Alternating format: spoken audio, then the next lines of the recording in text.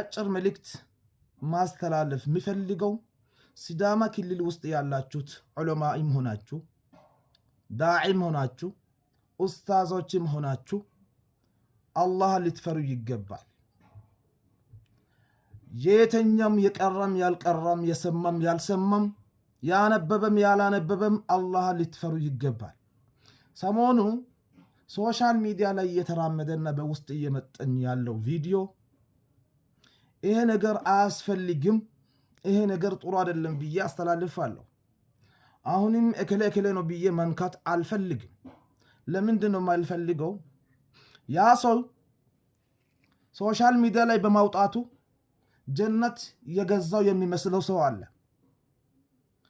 ዳዕዋ ለማድረጉ ብቻ እሱ ብቻ አማኝ የሚመስል ሰው አለ።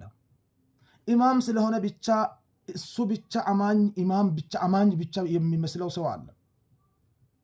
ስለቀራ ብቻ እሱ ብቻ ቃሪ ጀነት የሚገባው እሱ ብቻ የሚመስለው አለ። ወንድሞች ዓሊም እኮ እኔ አውቃለሁ ሶሻል ሚዲያ ላይ እንደፈለገ ምላሱ እንደፈለገ የሚለፈልፍ አይደለም።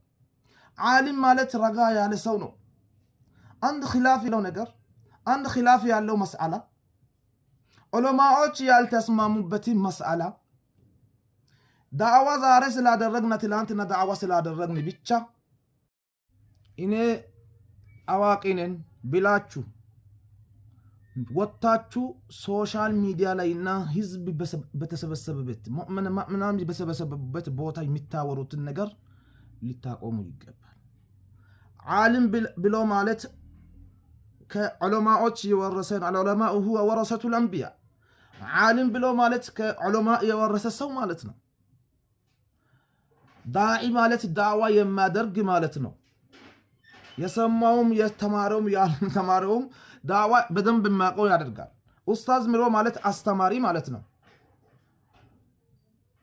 አይነ ስውራኖች በበዙበት ቦታ አንድ አይን ያለው ብርቅ ነው ይባላል። እኛ ብቻ ቃል አረብኛ ስለለመን እኛ ብቻ ዓሊም ነን ብለን ልናስብ እንችላለን። ወንድሞች አላህ የሰጣቸው ተስጦ ይዛችሁ ብትራመዱ ይሻላል። ሶሻል ሚዲያ ላይ ወጣችሁ የማታቁትን ፈትዋ የማታቁትን ነገር አወዛጋቢ ነገር ተናግራችሁ ህዝቡን አወዛጋቢ አታድርጉ። ይሄ ነው መልእክት። በተለይ ከጥቁሯ እስከ ጨረ ያላችሁት ደረሶች፣ ዳዒዎች፣ ኡስታዞች አላህን ፍሩ። ዳዕዋ ህዝብ በተሰበሰበበት ቦታ ዳዕዋ ስታደርጉ አኽላቅ በተሞላ ሽሩጡ ዳዕዋ አውቃችሁ ምን አይነት ዕውቀት ነው ለሙእሚናን የሚጠቅመው ብላችሁ አስባችሁ አርጉ። እንደመጣላችሁ ከሚስታችሁ ጋር ተጣልታችሁ ወጣችሁ ሚስታችሁ ያዘዛችሁ ዳዕዋ የምታደርጉ ሰዎች አላችሁ። ስለተጣላችሁ በዛ ሚነካው ዳዕዋ እናደርጋለን ብላችሁ የምታስቡ ሰዎች አላችሁ። አረ አላህን ፍሩ። ስለዚህ አልደግመውም። ሲዳማ ክልል ውስጥ ያላችሁት መጅሊስ ውስጥ ሆኖ ለፎቶ ብቻ የሚራመድ ሰው ልታስወግዱ ይገባል። መጅሊስ ውስጥ ሆኖ መጅሊስ አካል ነን እያለ ህዝቡ የማወክና ሸሪዓችን ያልፈቀደ ነገር የማያደርግ ሰው ለዑለማ ፈትዋ መስጠት የሚገባው ነገር እኔ ፈትዋ ሰጣለሁ ብሎ ለጥቅም የሚራመድና አዋቂ ነን የሚል ሰው እምቢ ልትሉ ይገባል። ልብ በሉ። መጅሊስ ውስጥ ያላችሁ ሰዎች ዑለማ ፈትዋን የፈትዋ ጥቅምን ልታቋቁሙ ይገባል። ረጋል ያሉ ስንት ኡስታዞች አሉ። ካለ ያላ ፈስአሉ አህለ ዚክር ኢን ኩንቱም ላ ተዕለሙ ያ አላህ። የማታውቁት ከሆነ የማያውቁትን ጠይቁ ነው የሚለው ቃላችን። ስለዚህ ወንድሞቼ ሲዳማ ክልል ውስጥ በጣም ወላሂ ልቤ ሰብሮኝ ነው እየተናገርኩ ያለሁት። መናገር አልፈልግም። ይሄ መልእክት የምትሰሙት ሰው ሁሉ ለሁሉም ኮፒ ሊንክ ሼር አድርጋችሁ አዳርሱት። ሁሉም ቦታ ዳዕዋ አኽላቅ ያለው ዳዕዋ እንዴት እንደሚደረግ መጀመሪያ ተማሩ። አላህን እንፍራ።